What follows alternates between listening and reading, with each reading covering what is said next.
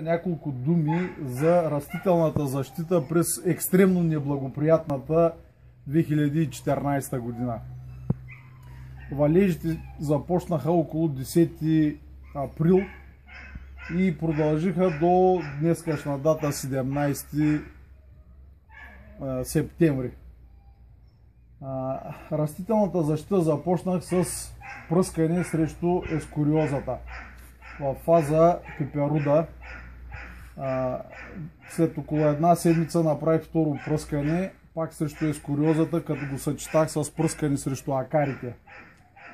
Следващото пръскане в началото на втората десетдневка на май беше също с препарата Дитан, както и първите две, и беше насочен срещу ранните прояви на маната, като го съчетах с пръскане срещу брашняста мана.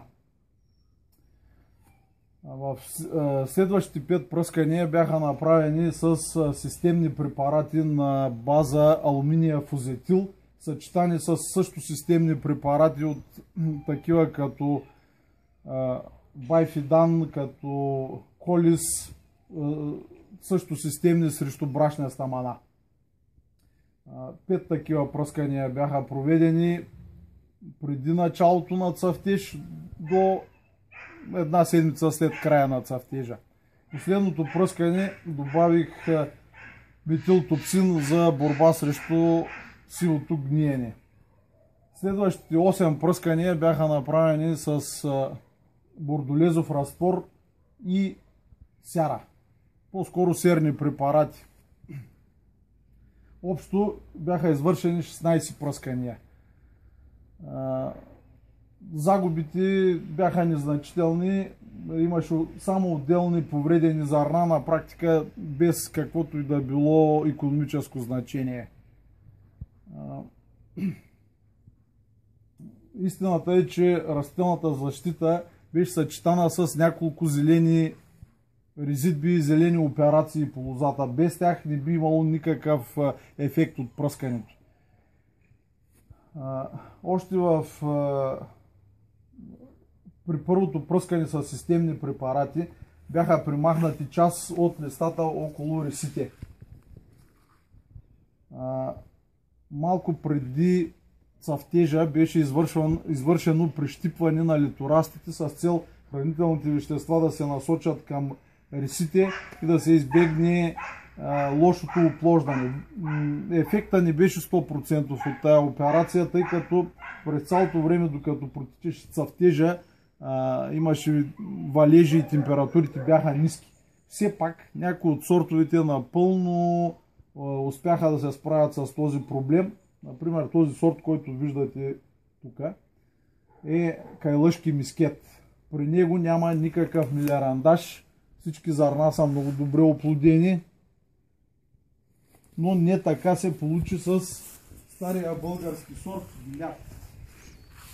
При него се получи известен милярандаж. Ето тези малките зранца нямат семки. Тук оплождането не е протекло нормално, а тези големите, тук при тях оплождането е напълно нормално. Сега ще кажа няколко думи за отделните сортове и тяхното поведение по отношение на болестите и неприятелите в, както казах, крайно неблагоприятната и екстремна 2014 година. Сортът Димят е стар български сорт, отглеждан още по времето на траките. Той е едновременно и винен, и десертен сорт. За съжаление, в настоящата година не успя да покаже всичко, на каквото е способен. На първо място, той е доста късен сорт, все още не е озрял, зърната не са придобили ония красив кихлибарен цвят, който е характерен за тях при добро озряване. Киселинността е висока, захарите все още са малко. По принцип сорта е много слабо устойчив на мана, на брашняста мана и на отчасти на сиво гниене, но благодарение на сериозната борба с болестите и на зелените резидви все пак успяхме да го запазим. Друг български сорт, само че създаден преди около 50 години в Института по лозарство в Плевен, е кайлъшки мискет. Сорта е хибрид между хамбургски мискет и вилар блан, с повишена устойчивост на ниски температури и на болести. Въпреки това, в такива влажни години като 2014, пръскането при него е задължително. Както виждате, съвсем добре е опазен от болести. Оплождането е протекло много добре.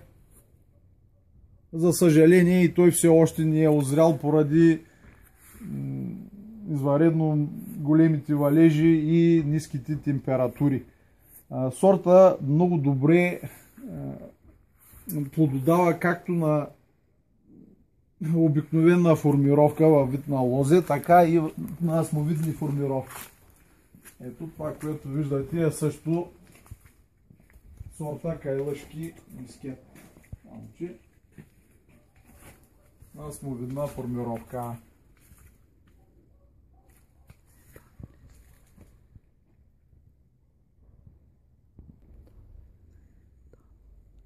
Ето още един стар български сорт, памит, отглеждан от хиляди години в българските земи.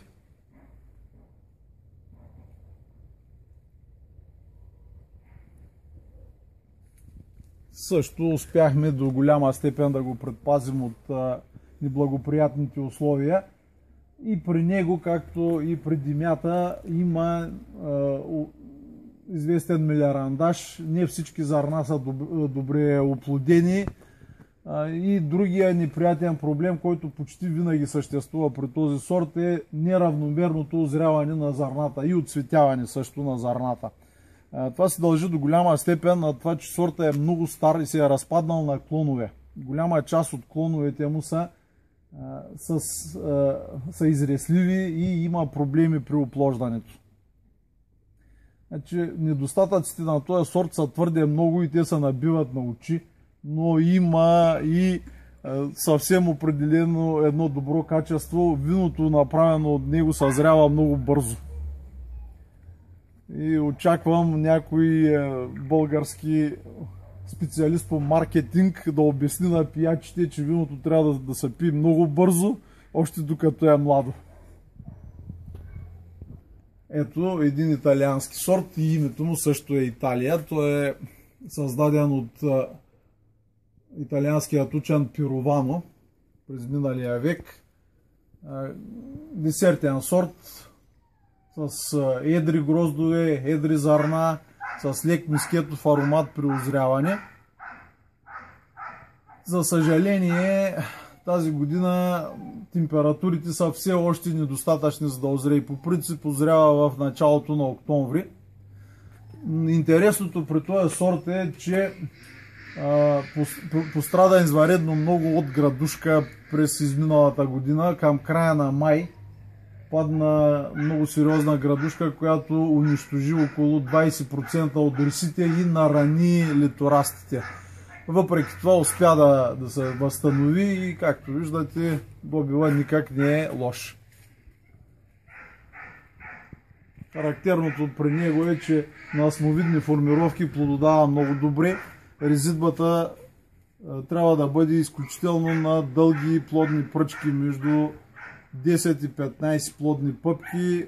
В противен случай добива е незначителен.